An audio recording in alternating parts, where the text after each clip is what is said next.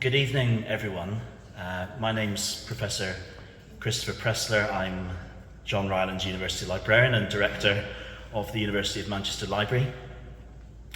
It's my great privilege to lead here one of the great libraries of the world in Manchester. It's an even greater privilege to offer you all the warmest possible welcome to the John Rylands Library and to the University of Manchester. This is a uniquely special night for our great library, for me, and I hope for you all as well. I've just got a few words by way of a thought piece. Libraries must collect and hold everything. We must care for the truth of our allies and must record and warn of the hate of our adversaries. I want to say a few words about what it really means to me for your books, your stories from the My Voice project to be placed into our library. David Irving, the author of many books on the Second World War, is nevertheless a justifiably and utterly discredited historical writer. I choose not to refer to him as a professional historian. Irving is now infamous as one of the world's most outspoken Holocaust deniers, but it took him a long time to reach that position. Since the 70s, if not before, Irving has diluted or entirely refuted Hitler's involvement in the mass murder of Jews and other communities. From the mid-80s, his views had coalesced into the Holocaust denial, for which he subsequently became known. In 1990, he told an audience in Tampa, Florida, that he held the same view as that of Goebbels, in that the Jews had it coming for them. I take this quote on the views of Irving from a report by the eminent Cambridge historian, Professor Sir Richard Evans, to whom I will return. It has always appalled and intrigued me that Holocaust deniers blame the Holocaust, which they deny happened at all, on the Jews. The veil of historical opinion falls away to reveal its true nature, anti-Semitism. It is precisely this hate which drove the notorious 1941 Wannsee Conference planning and those resulting plans to their terrible solution. It is a hate that is responsible for worse even than anti-Semitism, because it is a hate with a clear purpose. It's perhaps no wonder then that anti-Semites need to deny the Holocaust. Without doing so, they become complicit in that horror. But by doing so, they also commit a further act of anti-Semitism. Specifically, Professor Deborah Lipstadt, the US Special Envoy to monitor and combat anti-Semitism, has described Holocaust denial itself as anti-Semitism. It was perhaps inevitable that, after decades of writing about the same events surrounding the Holocaust, where Lipstadt had spoken the truth and Irving scattered lies, that they would one day meet in court. Lipstadt's book, Denying the Holocaust, is a book I suspect she never wanted to write, as she was fully aware that what Holocaust deniers crave is publicity. In attacking their views and refuting their frail theories, a writer immediately sets up an argument. It quickly becomes not only a dispute about the Holocaust, but one concerned with the nature of truth itself.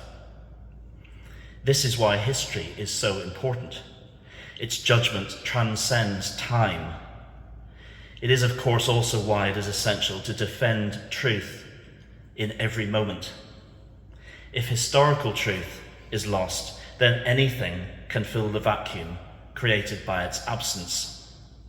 In Denying the Holocaust, Deborah Lipstadt openly accused David Irving of being a Holocaust denier, and his reaction was to issue a lawsuit against her and her publishers in the UK. Lipstadt's case was supported by the extensive report I mentioned earlier by Professor Sir Richard Evans, who was required by the court to assess, from the perspective of a professional historian, the works and related statements concerning the Holocaust by Irving. The Evans report is a monumental achievement in its own right, as a surgical analysis of Irving's unsustainable theories and suspicious historical methodologies. The Evans report covers much of Irving's discredited work, but tonight we remember Kristallnacht. After an assessment of Irving's miswriting of history in 2 or 3 of his books that mention Kristallnacht, Evans states in the court report, Irving's entire portrayal of the events of the 9th, 10th November 1938 is designed to diminish the suffering of the Jews. Even though Irving is well acquainted with the figures detailing the terror of the pogrom drawn up by the Nazis themselves, he often provides much lower figures in his published work. The issue at stake here, as Deborah Lipstadt has said, is the truth underlying the best documented genocide in the world. The case brought against her and everyone who accepts the reality of, and indeed survived, the Holocaust is a case brought by someone, Irving, whose own hatred demands the denial of the Holocaust. It would be inhuman to recognise that it happened and say that it was the right course of action. To have any chance of public acceptance, Holocaust deniers must deny. Without it, they are revealed as they are, fascists. The problem they have, of course, is that the Holocaust did happen. And for them to deny, as Irving has done, requires manipulation, to say the least, of that truth. It's appropriate to quote in part the judgment of Evans to the court on Irving's representations of Kristallnacht. He uses insignificant and sometimes implausible pieces of evidence to dismiss more substantial evidence that does not support his thesis. He ignores or deliberately suppresses material of which he is aware that runs counter to his arguments. When he is unable to do this, he expresses wholly implausible doubts about its reliability. He has no scruples about stooping to sheer invention if this serves his purpose. The Wiener Holocaust Library, and we're deeply honoured to have its director, Dr. Toby Simpson, with us this evening, contains more than 1,300 eyewitness accounts of the Holocaust, gathered by Dr. Eva Reichman, who was Director of Research at the library for many years.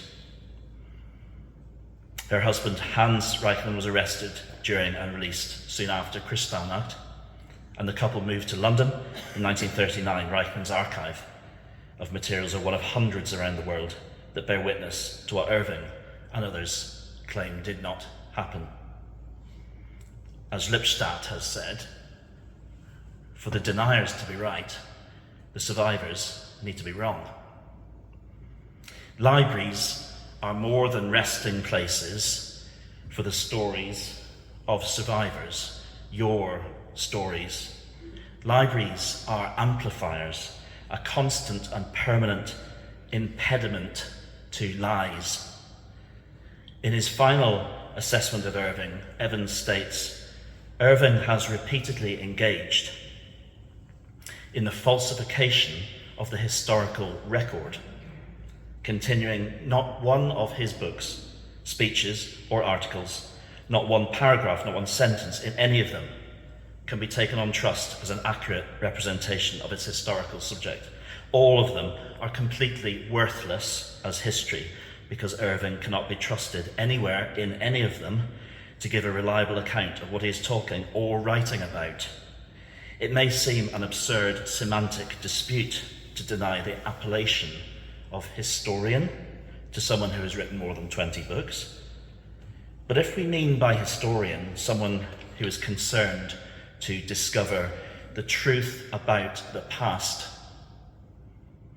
and to give an accurate representation of it as possible, then Irving is not an historian. The truth about the past is something of a team effort between historians and librarians.